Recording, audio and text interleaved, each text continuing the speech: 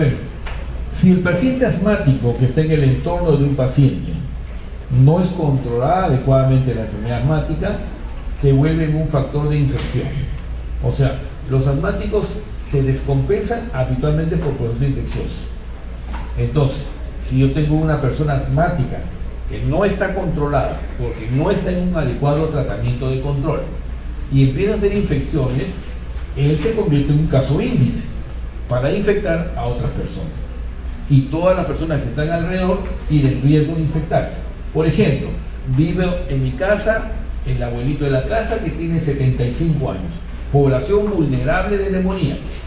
Y en la casa vive el nieto que tiene 17 años, 16 años, pero que tiene un asma que no se controla o porque el paciente no usa un tratamiento adecuado. Se empieza a infectar, porque empieza a hacer asmas exacerbadas, que son infecciones. Él se convierte en un foco de infección a la persona vulnerable. ¿Quién es? El abuelito que tiene 75 años. En otra palabra, entonces uno cuando ve al abuelito y pregunta en la historia clínica y en la familia todos están sanos, le van a decir, no, hay tal persona que está enferma constantemente. Entonces la etiopatogenia ya empieza a cambiar. Y uno dice, ya, es el caso índice, y entonces uno se pregunta, ¿cuál es el agente infeccioso más común en el paciente que tiene exacerbación de asma? El estreptococo neumonal. Entonces probablemente este abuelito está contagiado por el estreptococo neumonal de este paciente, y el otro es el micoplasma. ¿Se dan cuenta? Esa es mi etiopatogenia, que es un razonamiento de los eventos que están ocurriendo en ese escenario. Y mi toma de decisión van a hacer eso. Si yo no pregunté adecuadamente eso, no lo voy a identificar. Y voy a estar dando la amoxicilina, o de repente un antibiótico equivocado. De ahí la importancia de la historia clínica y la importancia de todo. Es entender etiopatogenia. Y entender etiopatogenia significa estos 5 eventos: inhalatorio, microaspirativo, aspirativo, embólico y hematógeno. Y en el paciente, uno u otro se va a presentar. Si el paciente de la casa, el abuelito de la casa, tiene Alzheimer, y el Alzheimer es una enfermedad que me hace perder la razón, y la conexión con el medio, con el ambiente, con el entorno, le dan un bocado de comida, y el paciente cierra la boca y le fuerza y logran meter la comida a la boca. Y el paciente está con la comida en la boca, pero no se le da la gana de deglutir, porque tiene Alzheimer. Y está ahí y se queda dormido. Se queda dormido con su boca llena de comida. ¿Qué va a ocurrir? Se aspira. Y después está haciendo neumonía. Pero yo no voy a pensar que es una neumonía inhalatoria. Voy a pensar que es una neumonía aspirativa. Y ahí están los gran negativos, como que también están los anaerobios. Entonces mi cobertura antibiótica cambia. Pero si yo no soluciono el problema, eso se va a seguir repitiendo. Y esa es una historia clásica. ¿Cuántos pacientes de la casa tienen ese problema? Le ponen sonda, le hacen traqueotomía y hacen la historia. ¿Okay? ¿Alguna otra pregunta? Muy bien. Vamos avanzando porque tenemos hasta las 5 de la tarde. Enfermedad pulmonar obstructiva crónica. Es otro tipo de enfermedad. Es una enfermedad que se presenta en el bronquiolo respiratorio y los septus alveolares.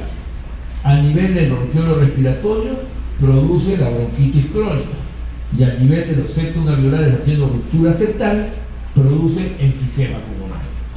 El EPOC es una enfermedad que involucra a estas dos identidades, bronquitis crónica y enfisema, pero se constituye como una sola enfermedad que se llama EPOC, o enfermedad pulmonar obstructiva crónica.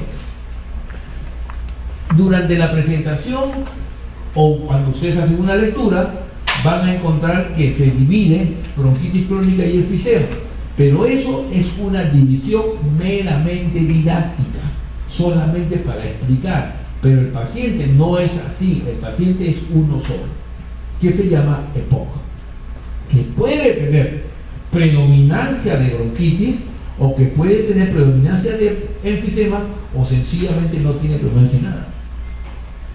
Pero es una EPOC. Es por eso que decimos, limitación progresiva del flujo de la vía aérea, la medida extrínseca de la vía aérea, y este es el componente bronquial, broncoespasmo, y del enfisema, que es la ruptura septal. Es así que cuando hablamos de enfisema decimos esto, El enfisema es la destrucción del parénquima pulmonar con pérdida asociada a la restauración elástica.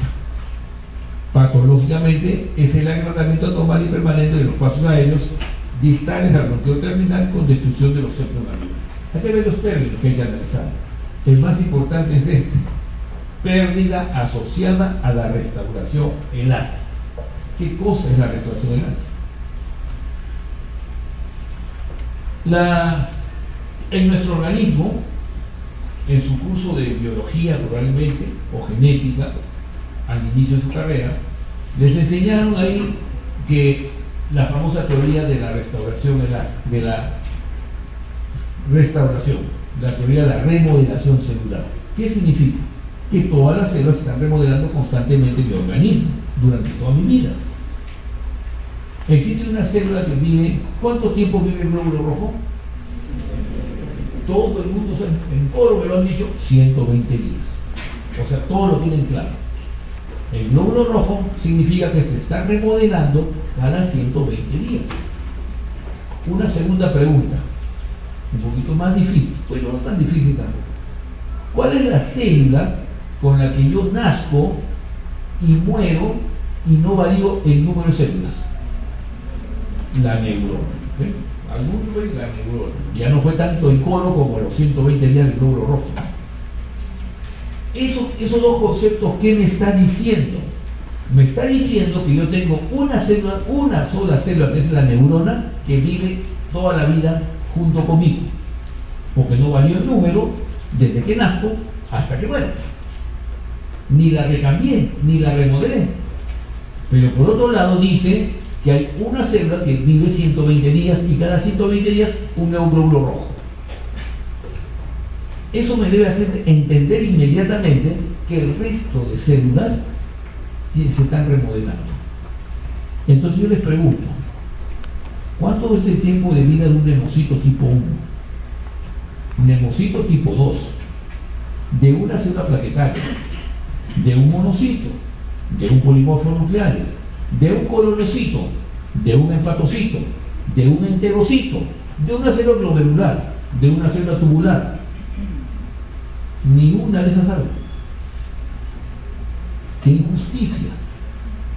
¡Qué injusticia que de todas las millonarias células que tengo en mi organismo solamente sepan claramente de 2! ¿Y el resto? No me lo han enseñado. Esa es una reflexión. ¿Por qué solamente sé de 2? Y he enunciado, y así posible enunciando mucho más células. Porque no tienen claro lo que es una teoría de la remodelación. Mi cabello se remodela, crece, lo corto y lo corto y lo corto. Mi piel se descama y sale nueva piel. ¿O no? ¿Cada cuánto tiempo? Una gran interrogante, ¿no? Es un epitelio. ¿Cuál es la función de la médula basal, de la membrana basal? Curso de histología. ¿Cuál es la función de la membrana basal del epitelio? Curso de histología. Reepitelizar. Nace, sale otra célula y sale de arriba y van haciendo otra, y así sucesivamente. Y eso se lo han enseñado en histología.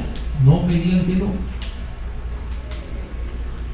Entonces, la teoría de la remodelación utiliza la genética, utiliza la histología, utiliza la fisiología, y yo estoy remodelando. Pérdida asociada a la restauración. O sea que mi pulmón es elástico, porque he perdido esta restauración elástica. Mi pulmón tiene una propiedad elástica. ¿Qué cosa es una propiedad elástica? Esta es una liga, hipotéticamente, la pongo en reposo, tiene un tamaño. Le someto una fuerza a la liga y le aumento el tamaño mientras que esté sometiendo la fuerza. Y dependiendo de la magnitud de esta fuerza, será más o mayor el tamaño. ¿Está claro? Pero mientras que estoy sometiendo la fuerza, porque cuando cesa la fuerza, la liga regresa a su posición habitual. Eso es una propiedad elástica. El pulmón tiene una propiedad elástica, porque cuando yo contraigo el diafragma está en una cúpula. En mi diafragma izquierdo, en mi diafragma derecho, está en una cúpula. Y yo lo contraigo a este diafragma y lo pongo en posición horizontal. ¿Y qué he hecho con el pulmón? Le he aumentado el tamaño, que ha permitido que ingrese un volumen de aire. Y cuanto más lo contraigo, más volumen va a ingresar. Y resulta que, mientras que estoy sometiendo la fuerza, he aumentado el tamaño del pulmón, porque hay una fibra elástica. Y cuando cesa esta fuerza, o sea, relajo el diafragma, el pulmón resta en posición habitual. Entonces este pulmón tiene una fibra elástica que le da esa propiedad. Esa fibra elástica, como todo lo que dice la teoría de la remodelación, se empieza a remodelar en el transcurso de los años de nuestra vida. Para eso existen enzimas que van a destruir la fibra elástica, la van a degradar la fibra elástica, y va a haber enzimas que van a formar nueva fibra elástica. Y eso se llama remodelación. Así como el glóbulo rojo salía cada 120 y se remodelaba cada 120 días, igual sucede con la fibra elástica. Entonces las enzimas proteolíticas destruyen, degradan la fibra elástica, y las enzimas proteásicas forman nueva fibra elástica. Y se forma un equilibrio. Y ese equilibrio es el que hace de que estos órganos funcionen. Pero habitualmente y normalmente y fisiológicamente hablando, existe un desequilibrio fisiológico. Y ese desequilibrio fisiológico hace que esto no sea al 100% como debería ser. Porque imagínense si yo tengo mi hígado y cada cierto tiempo cambio mis células hepáticas antes que se malogren, ¿ese hígado fallará algún día? No, es como que yo tuviese un carro y le estoy cambiando las piezas. No tiene por qué envejecerse ese auto. Pero sin embargo, mi hígado, mi piel y todo se envejece. Porque normalmente existe un desequilibrio fisiológico producido por nuestros malos hábitos. La luz ultravioleta, el humo de carbón en la parrilla, el comer la comida chatarra, químicos, preservantes, colorantes, el no hacer ejercicio, el tener sobrepeso, el tener un estrés, todos esos condicionantes dañinos para el organismo van a generar desequilibrios. Y cuanto más desequilibrio tenga, más rápido se envejecen mis órganos. Un paciente diabético que genera desequilibrios enzimáticos por su alteración de enfermedad crónica, si no se controla esta enfermedad, va a vivir menos años de vida. Un obeso va a vivir menos años. Ay, pobrecito, se murió a los 60 años, pero de repente pudo vivir 70 o 80 años, si es que no tenía sobrepeso. El diabético se murió a los 70 años, pobrecito, ¿no? Pero debió vivir 20 años más, si es que siempre y cuando tenía su diabetes controlada. Entonces las enfermedades crónicas, esta es una enfermedad crónica, enfermedad pulmonar obstructiva crónica, que la produce el tabaco por estrés oxidativo. El tabaco es dañino. Las personas que fuman se mueren antes que aquellas personas que no fuman. Y se calcula que mueren hasta 15 años antes. Entonces, este tabaco produce un estrés oxidativo, y el estrés oxidativo, ¿qué cosa es? Es generar radicales libres de oxígeno.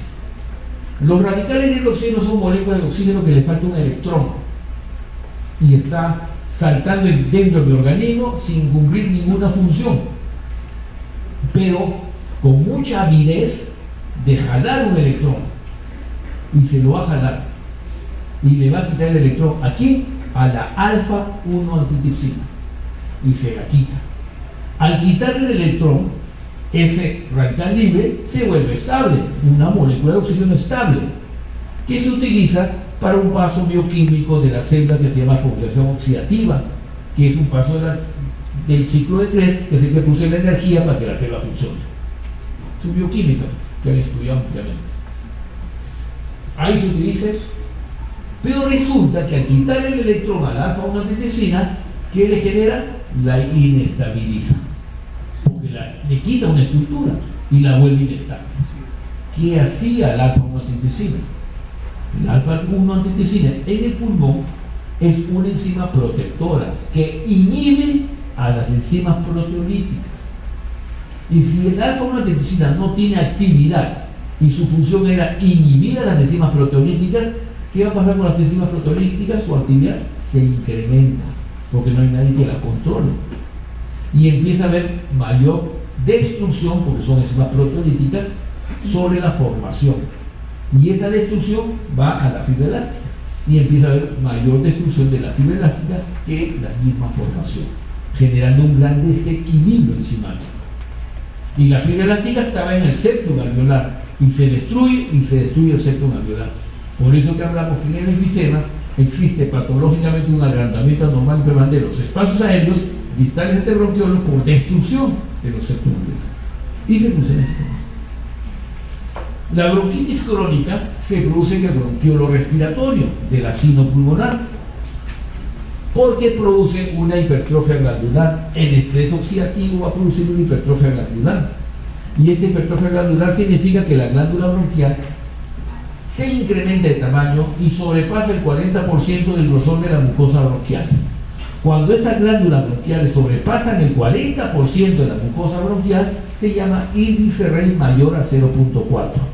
Porque el índice Rein normalmente es menor a 0.4, significa que la glándula bronquial nunca debe ser más del 40% del grosor de la mucosa. Y eso se debe a la hipertrofia glandular. Y entonces se produce tos productiva que ocurre la mayoría de los días, bronquitis crónico. Pero estos daños que se han producido a nivel del bronquio respiratorio con la glándula bronquial y a nivel del septum alveolar con la ruptura septal son daños estructurales, daños de la estructura, daños permanentes, daños irreversibles, daños progresivos. Es por eso que la enfermedad pulmonar obstructiva crónica es una enfermedad irreversible, progresiva de daño estructural. A diferencia del asma, que es una enfermedad reversible, inflamatoria, sin daño estructural. La enfermedad pulmonar obstructiva crónica tiene dos entidades, la bronquitis crónica y el enfisema. Este POC, fundamentalmente, fisiopatológicamente, se correlaciona con el ventrófilo. No hay hiperreactividad bronquial y no hay respuesta a esteroides, a diferencia del asma, que tiene respuesta a esteroides, hay hiperreactividad bronquial y se involucra el eosinófilo. Pero hay un grupo de pacientes que tienen las dos entidades, lo que le llaman el overlap. Me imagino que han hablado de asma o van a hablar de asma en algún momento. Ahí probablemente les pueden explicar estos datos. Y ese grupo de enfermedades que tiene tanto EPOC como asma se le llama muchas veces el overlap o sobreposición de dos enfermedades. Antes se le llamaba la bronquitis asmatiforme, bronquitis sibilantes. Lo cierto que el EPOC puro es este grupo de pacientes que generalmente se deben al tabaco. Es así que este grupo de personas tienen una prevalencia. Ahí ustedes ven diferentes barras de diferentes ciudades de América. No existe un estudio en el Perú que hable de esta prevalencia. No es porque no exista la enfermedad, sino porque no se realizó el estudio. San Paulo, Santiago, México, Montevideo y Caracas. Como la primera causa de EPOC es el tabaco, entonces nosotros nos vamos a comparar con aquellos países que no tienen alto consumo de tabaco. El Perú no tiene alto consumo de tabaco. Nosotros no somos una población de fumadores, como lo es Santiago, Chile, o como lo es Argentina, o como lo es Cuba. Nosotros no fumamos en esa magnitud, fumamos muy poco en comparación y a buena hora. Entonces México es una de las ciudades que fuman más o menos con una tasa de tabaco igual que la de nosotros. México es esta barra que está en esta zona y tiene una prevalencia de enfermedad pulmonar obstructiva crónica entre los 50 años de menos del 5%, entre 50 y 60, 5%, y mayores de 60 años aproximadamente 10 a 15%. O sea, esta es la prevalencia de EPOC. En asma, la prevalencia de asma es 5 a 10% de la población. Es frecuente el asma. 5 a 10. Acá hablan cuántos ustedes llegan. 60. Si le saco el 10% a ustedes, acá hay 6 asmáticos. Mínimo. Levanten la mano los 6 asmáticos. Levanten la mano sin miedo. 1, 2, 3, 4, 5, 6, 7 y 8. Están en el rango epidemiológico. No es que yo sea divino y que les he dicho levanten la mano a ustedes, no. Sencillamente es un dato estadístico. Si ustedes se paran en la esquina y pasan 100 personas, pasaron en esas 100 personas entre 5 a 10 asmáticos. Recuerden. Cuando ustedes vean 100 pacientes, han debido haber visto en esos 100 pacientes 5 a 10 asmáticos, ya sea como enfermedad o como antecedente. Y si no lo han visto, es porque no han hecho una buena historia clínica. Así de fácil. En EPOC, 10% de la población a 15% mayores de 60 años. O sea, si yo voy a ver personas de 60 años, en ese grupo yo voy a encontrar 10 pacientes con EPOC. Y si no los veo, es porque no los estoy diagnosticando. Y esos son datos epidemiológicos. Eso es lo que nosotros llamamos medicina basada en evidencia. La epidemiología, el estudio científico, me reporta que asmáticos existe 5 a 10% de la población. En una población de 100 personas puedo tener 10 asmáticos. Y acá han visto que he dicho 60 a 70 y han habido 6 a 7 que han levantado la mano, 10%. Y eso se cumple. Eso que he hecho ahorita debe ser ya la 500 veces que he hecho. Y nunca me ha fallado. Me ha fallado, bueno, cuando eran 4 personas, ¿no? Porque no alcanzaba, ninguno levantó la mano. La enfermedad pulmonar obstructiva crónica se está incrementando porque es una enfermedad de tercera edad. O sea, cuanto más se incrementa la expectativa de vida, vamos a empezar a ver enfermedades de edad. Y entonces empieza a ver, en los mayores de 60 a 65 años se empieza a ver.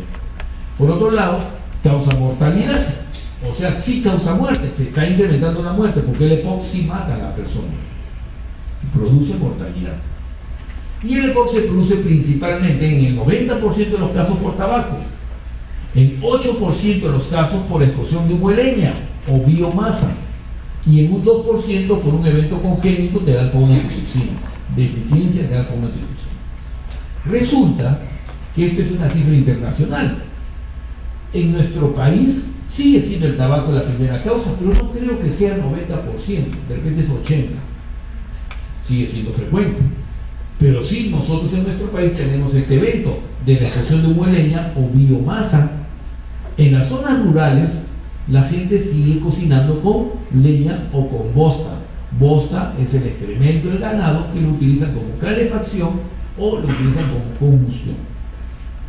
Y ustedes van a zonas andinas, y no estoy hablando de las ciudades, sino en las zonas andinas rurales, la gente cocina con bosta.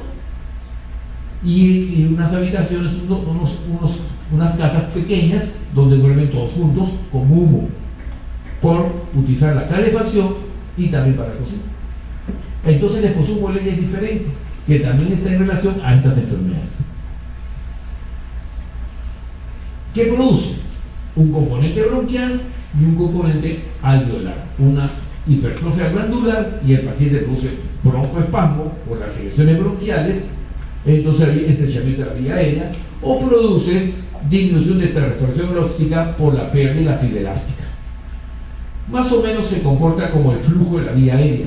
El flujo de la vía aérea tiene dos relaciones: la restauración elástica, la capacidad que yo tengo de poder expandir mi pulmón, esa capacidad es esta restauración elástica, y el otro es el componente de la resistencia de la vía aérea que le da el bronquio. Y eso me da pues un flujo normal. Cada uno de nosotros tiene su propio flujo de la vía aérea, porque el flujo es una unidad de volumen sobre tiempo, y yo manejo volumen por litros de mi volumen vital o de mi capacidad vital, y manejo tiempos expiratorios o tiempos inspiratorios. Entonces tengo las dos unidades, volumen sobre tiempo, por consiguiente tengo un flujo. Ese flujo es una relación en esta restauración versus la vía aérea. Esta es la vía aérea, una adecuada resistencia, y esta es la elasticidad pulmonar, que me da la restauración elástica y obtengo un flujo. Cuando tenemos un problema en la bronquitis crónica, lo que está ocurriendo es un incremento de la resistencia. Obviamente a este flujo de aire va a haber un incremento de la resistencia. Por más que esta expansión pulmonar sea normal, el flujo cae. La flujometría cae, el flujo de la vía aérea cae. Y cuando el problema es enfisematoso, lo que perdemos es la restauración elástica. Prácticamente el pulmón se expande poco y todo es volumen residual. El paciente enfisematoso tiene puro atrapamiento de aire. Su tórax es el famoso tórax en tonel, hiperinsuflado. Pero usted le dice, respira hondo, bote todo el aire, vuelva a tomar aire, bote todo el aire, 2 alveolos nada. Todo es volumen residual. Todo es volumen residual. Entonces poco efectivo, está así, hiperinsuflado, pero respirando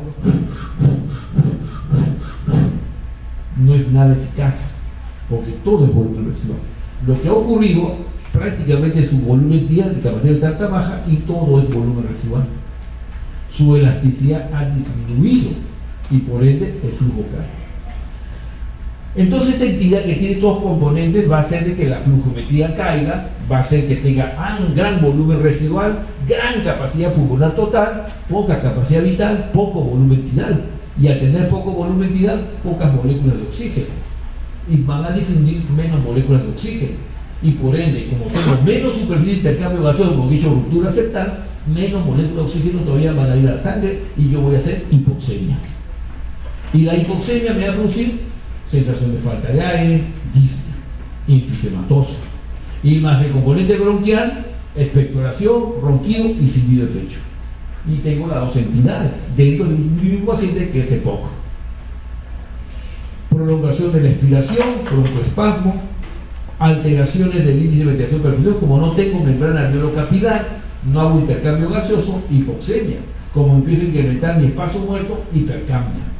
Como es una enfermedad crónica, mi hipoxemia y hipercapnia son crónicas. ¿Qué significa? Que llega al consultorio saturando 90, vamos a poner 80%, 83%, o sea, estoy en hipoxemia desaturando. Mi CO2 puede estar elevado por encima de 45, 50, soy hipoxémico hipercápnico, pero me toman la frecuencia cardíaca 80, frecuencia respiratoria 20, o sea, no hago taquicardia, no hago taquipnea, que normalmente la debo hacer a las hipoxemias y a las hipercapnias. Pero no las hago porque pierdo esta sensibilidad al hipercambio y el paciente se comporta como un paciente hipoxémico hipercápnico crónico, con frecuencia cardíaca y frecuencia respiratoria normales. Cuando usted ve un paciente que está saturando 90%, 85%, que debe ser hipoxemia, y lo ve con frecuencia cardíaca normal, esto es crónico. Porque el agudo, ¿cómo estaría? Taquicárdico. Entonces, esta es una enfermedad crónica. Por eso que en el EPOC, siendo una enfermedad crónica, vamos a encontrar hipoxemias hipercapnias crónicas sin taquicardia y sin taquipnea. Las hipoxemias me producen, como tengo poca cantidad de oxígeno, me van a producir un mecanismo compensatorio que se llama redistribución sanguínea. Mi organismo, como tiene poco oxígeno, voy a mandar el poco oxígeno que tengo a los órganos más vitales. ¿Cuáles son? Cerebro y miocardio. Por consiguiente hago vasodilatación cerebral y vasodilatación coronaria. Pero al resto de mi economía, vasoconstricción. Vasoconstricción mesentérica, vasoconstricción renal, vasoconstricción pulmonar. Y genero hipertensión pulmonar. Y la hipertensión pulmonar retrógradamente me genera sobrecarga del corazón derecho. Y eso se llama coma pulmonar crónico. Dilatación del ventrículo derecho, dilatación de la aurícula derecha y sobrecarga hídrica a nivel yugular, incrustación yugular, hepatoesplenomegalia, edema de miembros inferiores, insuficiencia cardíaca derecha. Clínica secundaria a estos eventos. Y el paciente llega así, con todas esas manifestaciones. La relación entre el impulso respiratorio y la presión inspiratoria se denomina acoplamiento. En el EPOC está desintegrado el acoplamiento. ¿Qué cosa es acoplamiento? Acoplamiento significa, la definición lo hice bien claro y la vamos a interpretar: impulso respiratorio y presión inspiratoria. Yo suelto un impulso inspiratorio a mi diafragma y le digo, quiero respirar profundamente, y contraigo mi diafragma. Voluntariamente estoy soltando un impulso inspiratorio y hago esto, contraigo mi diafragma, y cuanto más contraigo, mi presión en la caja torácica se hace más negativa, y más negativa quiere decir más aire, porque el aire se desplaza de un ambiente de mayor presión a un ambiente de menor presión, que es la caja torácica. Es como cuando ustedes bajan el émbolo en una jeringa. Yo bajo el émbolo y genero presión negativa dentro de la jeringa y el aire desplaza de un ambiente de mayor presión a un ambiente de menor presión. Igual es la caja torácica. Cuando yo desciendo el diafragma, lo que genero es presión negativa en la caja torácica, dentro de la caja torácica, a diferencia de la presión atmosférica. Y es por eso que el aire se desplaza de un ambiente de mayor presión a un ambiente de menor presión. Y cuanto más presión negativa ejerza, más volumen de aire entra porque hay mayor presión negativa. Y eso es lo que se llama acoplamiento. Yo genero un impulso inspiratorio tan intenso que soy capaz de generar una presión negativa y mayor volumen. Eso es lo normal. Pero en el EPOC dice que este acoplamiento está desintegrado. ¿Y por qué? Porque recuerden que yo decía que tenía espacio muerto, iba rechazando mi diafragma y lo aplanaba. Porque el paciente estaba en un tórax imponente, pero respiraba poquísimo y todo era volumen residual. Ese volumen residual había logrado que mis cúpulas diafragmáticas ya pierdan esa configuración y estén aplanados. Y aplanado el diafragma, yo le voy a mandar un impulso neural, porque no tengo problema en mandárselo. Y le voy a decir, contráete. ¿Y qué va a hacer?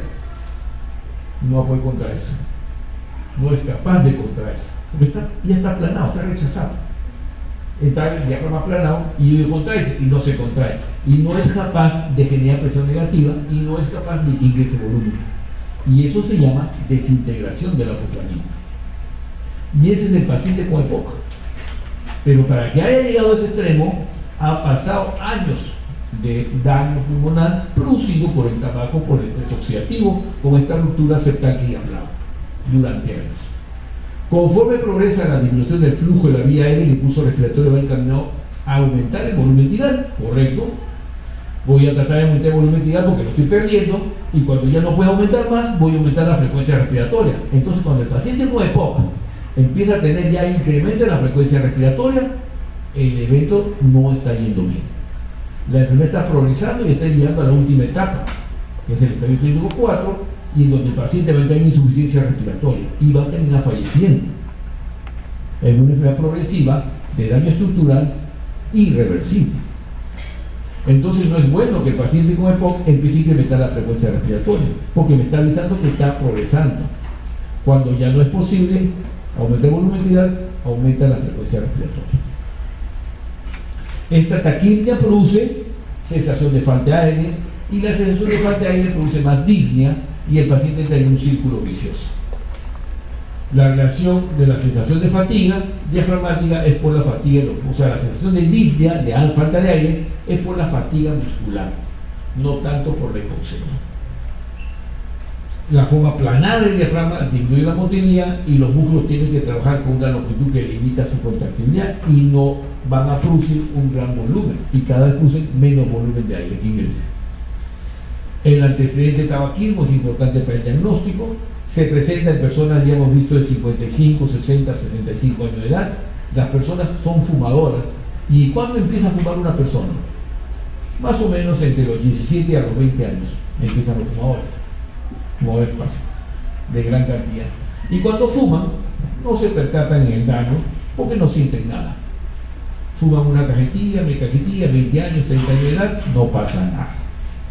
El fumador es una persona muy especial. No le gusta que le digan deja de fumar, se molesta con uno. ¿Qué hace? Busca el amigo que sí fuma y se va con él, porque él no le va a decir lo contrario. Pero esta persona está fumando y no se percata que está produciendo daño dentro de su pulmón y va a seguir fumando. Hay historia familiar generalmente de fumadores, pero si es tosedor y bronquítico será tosedor, si es enfisematoso será disneico. Si tiene las dos cosas, sencillamente tose y no. Pero estos signos son tardíos, no son tempranos, como vamos a ver más adelante. Más adelante empiezan a usar músculos accesorios cuando la enfermedad termina y terminan falleciendo, muchos de ellos con cor pulmonar, edema y todo eso. La enfermedad pulmonar obstructiva crónica se diagnostica con el tifenómeno del 70% pre y post broncoilatación. Y el test 1 me da el grado de enfermedad. Y miren lo que ocurre. Estas dos gráficas que vienen, esta y la siguiente y la tercera, son tres gráficas clave.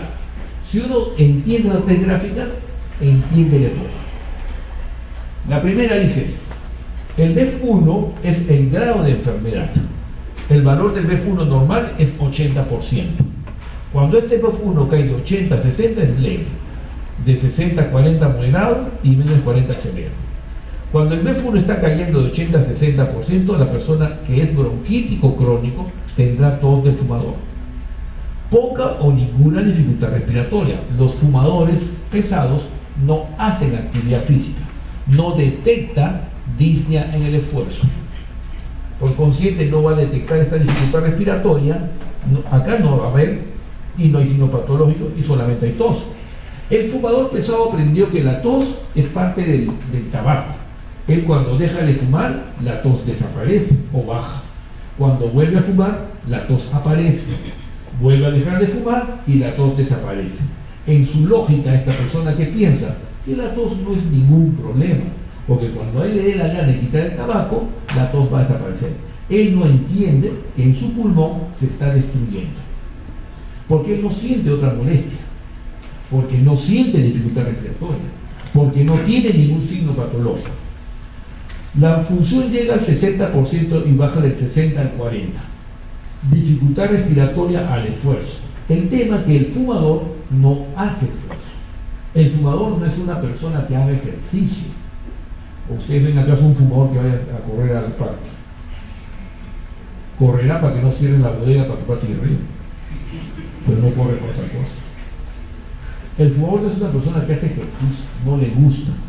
Por consiguiente, no detecta esta dificultad respiratoria. Llega al 40% y no detecta. La tos no le hace caso. Y algunos signos patológicos no los identifica porque no es médico. Llega al 40% su BEF1 que no se va a recuperar y en ese momento ya empieza a tener dificultad respiratoria a mínimos esfuerzos. Viene y dice, ¿sabe qué, doctor? Qué raro. Me estoy cansando cuando subo al segundo piso. Me canso cuando me baño. Me canso cuando como. Me canso cuando hablo. Y más adelante ya la dificultad respiratoria se hace permanente. Jaleo, tos importante, cianosis, edema, policitemia al final de la enfermedad. 40% del BEF1. Esta es la evolución del paciente con EPOC. El BEF1, el volumen respiratorio forzado del primer segundo, el 100% está a los 25 años de edad. O sea, en otras palabras, la mejor función pulmonar es a los 25. Levanten la mano, ¿quién tiene más de 25 años acá? Poquísimos, 1 o 2 por ahí. O sea, todos ustedes tienen todavía su mejor función pulmonar. Y los que tienen más de 25 años de edad, la función va cayendo. Ya no van a soplar como antes. Ese BEF1 va a caer, pero puede llegar pues a los 70, 80, 90 años de edad y van a tener un BEF1 de 80%. A una persona que tiene 90 años de edad, un BEF1 del 80%, del 75%, tranquilo, no pasa nada. Pero una persona que fuma, el BEF1 va descendiendo rápidamente. Y ojo, va a tener síntomas cuando este BEF1 llegue más o menos al 40% o al 30% va a tener disnea al esfuerzo. O sea que esta caída va a ser asintomática en el paciente fumador y a la tos no le está haciendo caso. Resulta que llega el médico, le diagnostican un EPOC y lo primero que dicen, deje de fumar, y la persona deja de fumar y sucede esto. O sea, en otra palabra, se muere unos cuantos años después, porque la función pulmonar nunca se va a recuperar. Si la persona deja de fumar antes, va a seguir descendiendo la función pulmonar, pero nunca va a ser igual que el que nunca fumó, pero va a mejorar su pronóstico de vida. Por eso se dice bien claro que la enfermedad pulmonar obstructiva crónica, el dejar de fumar mejora los años de vida de esta persona. Pero si la persona no deja de fumar, se va a morir igual. Entonces, cuando la persona llega ya a insuficiencia respiratoria, debe recibir oxigenoterapia domiciliaria. Aquella persona con enfermedad pulmonar obstructiva crónica que recibe oxigenoterapia cuando lo amerita, va a vivir más años que aquella persona que no recibe oxigenoterapia. Entonces es así que evidencia médica nos dice que las dos únicas medidas terapéuticas que han demostrado mejorar la sobrevida o mejorar los años de vida en una persona con EPOC es el que deje de fumar y el que darle oxigenoterapia. Y ese es un tema que se presenta tardíamente. Hay un estudio que dice bien claro, una persona fumadora debe dejar de fumar por lo menos 12 a 15 años para que en ese momento su riesgo por tabaco sea igual que una persona que nunca fumó. Resulta que a los 40 años recibo una charla, yo soy fumador, y recibo una charla de tabaquismo y me asusto porque el tabaco produce cáncer, no solamente cáncer de pulmón, sino cáncer de vejiga, cáncer de páncreas, cáncer de labio, cáncer de lengua, cáncer de laringe, cáncer de esófago, cáncer de estómago, cáncer de todo. Pero no solamente produce cáncer, también produce accidentes cerebrovasculares, hemiplegias, también produce infartos del corazón, infartos del miocardio, también puede producir enfermedad pulmonar obstructiva crónica. O sea que produce otra, además que también produce otros grandes problemas de salud. Entonces hace daño el tabaco. Entonces escucho esa conferencia y dejo de fumar. Me voy a hacer mis chequeos para ver cómo estoy y salgo que todo está normal. Que bien, no me ha hecho daño el tabaco. Mentira. Esa persona todavía le falta 12 a 15 años que pase para decir que ya no va a ser enfermedad por tabaco. Y muchos pacientes llegan después de 10 años de haber dejado de fumar, después de 15 años de haber dejado de fumar, habiendo fumado una cajetilla al día, y tocan la puerta del consultorio porque tienen un cáncer de pulmón. Doctor, pero usted me dice que tengo cáncer de pulmón, pero si yo ya no fumo hace 20 años, o hace 15 años dejé de fumar. Bueno, señor, no sé, pero ahorita que usted está pagando factura de lo que hizo en ese momento. Muchos de ustedes que pueden fumar, y fuman 10 años, de los 20 hasta los 30, y después dejan de fumar, van a tener riesgo de tener una enfermedad por tabaco hasta los 40 o 50 años de edad. Y a los 40 o 50 años de edad, la mayoría de ustedes va a tener una familia, va a tener un hijo. Y a esa edad le van a decir, tiene un cáncer de pulmón.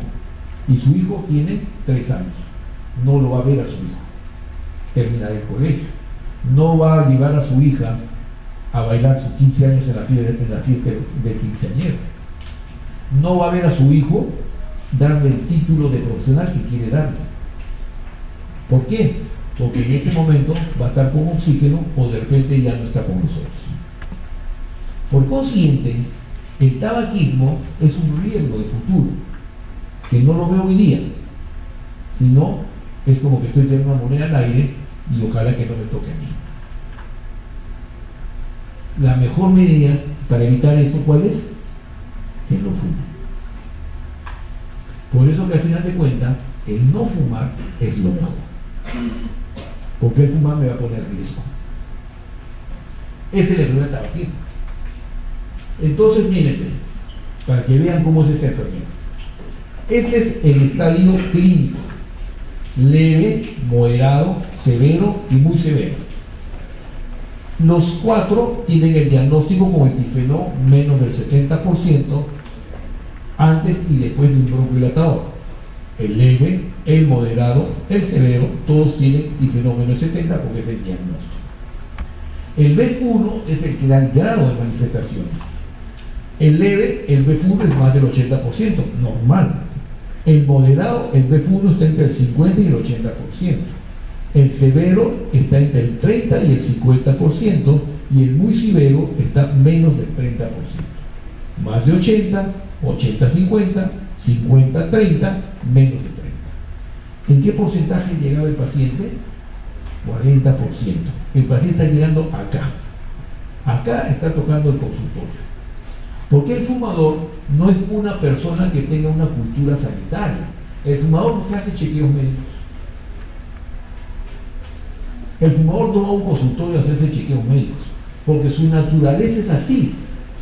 No quiere ver su realidad y sencillamente prefiere. Y el por último dice así, ¿no?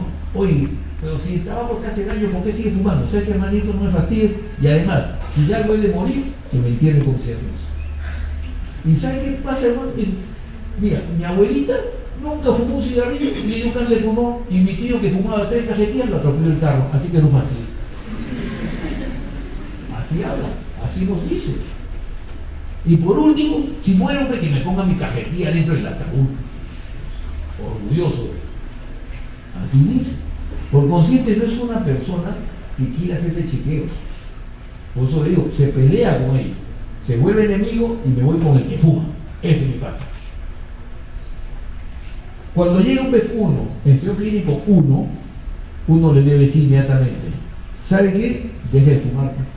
No hay EPOC que se trate fumando. No existe. Así que deja de fumar.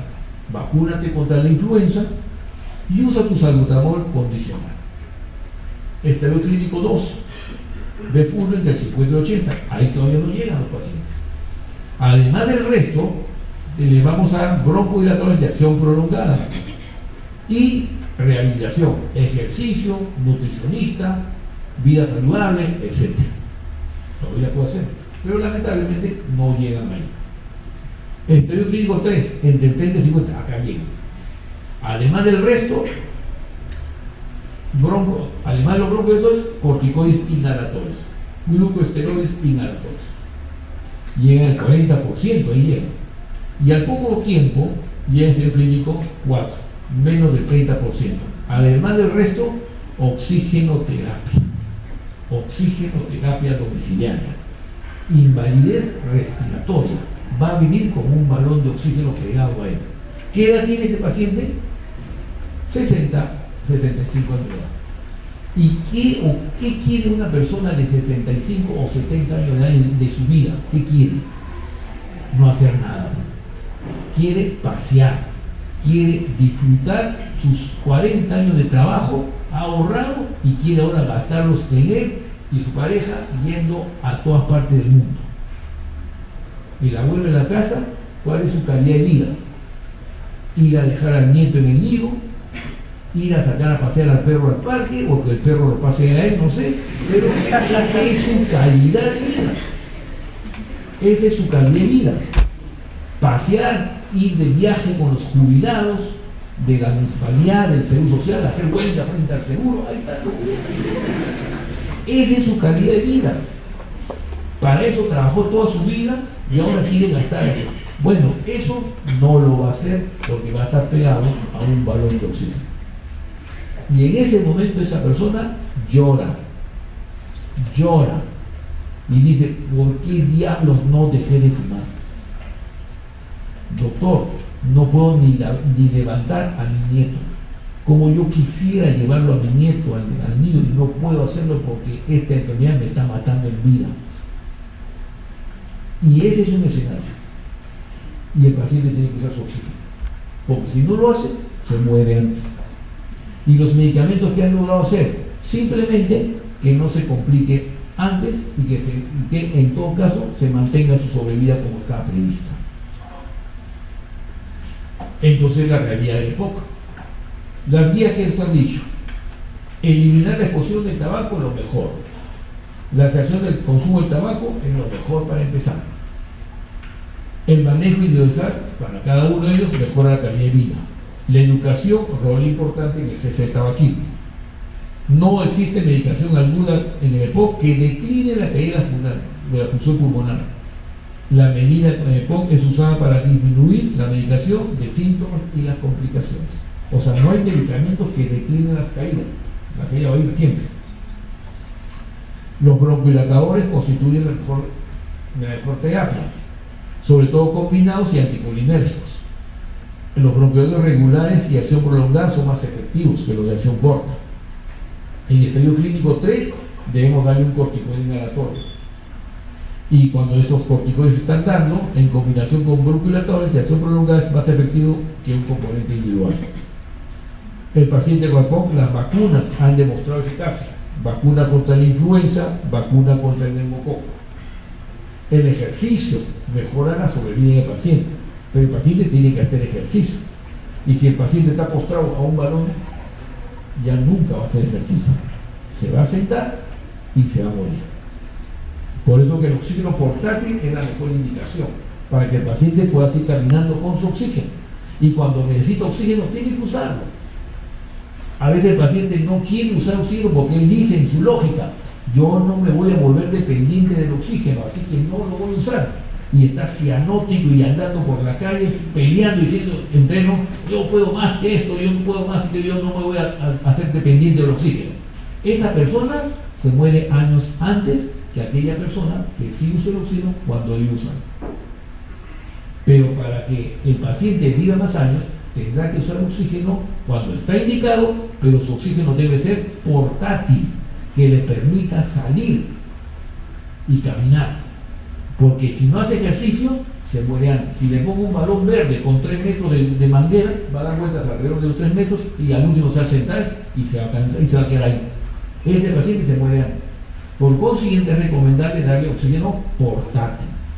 Oxígeno portátil es un oxígeno que pesa 4 o 5 gramos, menos de medio kilo, con batería de 8 horas de vida, que se carga la electricidad, obviamente el mayor costo, pero que al final de cuida le va a dar más sobrevida y mayor calidad de vida. Toma decisiones, uno tiene que hacerlo. La inhalación con bronquidilatadores, particularmente beta-agonistas como sin anticolinérgicos, y corticoides para el tratamiento de exacerbaciones. Ventilación mecánica no invasiva y la educación previene futuras exacerbaciones. Las guías dicen lo mismo: vacune, va avanzando los estadios, beta 2 de acción corta, beta 2 de acción prolongada, rehabilitación, corticoides, oxigenoterapia. ATS, Sociedad Americana de todas las sociedades europeas de enfermedades respiratorias, broncodilatador de acción corta, salbutamol, beta 2 de acción prolongada, luego le están dando corticoides. O sea, primer enfoque terapéutico siempre van a ser los broncodilatadores y luego van a entrar los corticoides y posteriormente ya entra el oxígeno y otros broncodilatadores. Y esta es la última guía, esta es una guía de la Sociedad de Canadá en que dice lo mismo: denle salbutamol, beta broncodilatador de acción corta, condicional, luego antimuscarínico de acción prolongada, luego beta-agonista de acción prolongada, más salbutamol condicional, que es beta-agonista de acción corta, luego asocien los dos, el antimuscarínico con el beta-2 de acción prolongada, más el salbutamol condicional, luego le da teofilina, o sea, puros broncodilatadores, antimuscarínico de acción prolongada, beta-agonista de acción prolongada y teofilina, más beta-agonista de acción corta, que es salbutamol condicional, y por último, agregue usted corticoides. O sea, los corticoides van tardíos, en asma van de entrada, en AMPA van de entrada, en EPOC van al final.